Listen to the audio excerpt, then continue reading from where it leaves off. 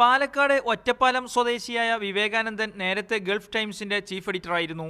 Jordan ടൈംസിലും പ്രവർത്തിച്ചിട്ടുണ്ട്.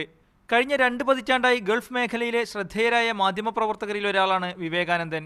Arab നാടുകളിൽ നടന്ന മിക്ക സായുധ പോരാട്ടങ്ങളും നേരിട്ട് റിപ്പോർട്ട് ചെയ്തിട്ടുണ്ട്.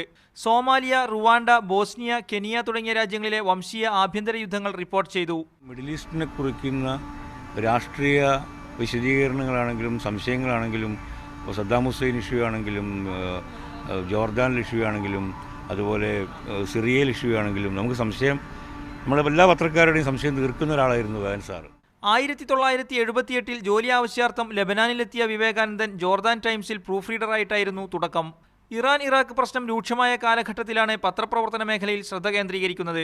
അറബ് വിഷയങ്ങൾ കൈകാര്യം ചെയ്യുന്നത് കൊണ്ട് തന്നെ പാശ്ചാത്യൻ മാധ്യമങ്ങളിൽ ഇടം ലഭിച്ചില്ല. അറബ് സമൂഹത്തെ വികൃതമായി ചിത്രീകരിക്കുന്ന ഇസ്രായേൽ മാധ്യമങ്ങൾക്കെതിരെയാണ് തന്റെ പ്രവർത്തനമെന്ന് വിവേകാനന്ദൻ തുറന്നു പറഞ്ഞിരുന്നു.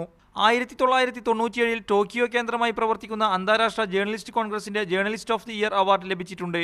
കുടുംബം ദുബൈയിലാണ്. മീഡിയ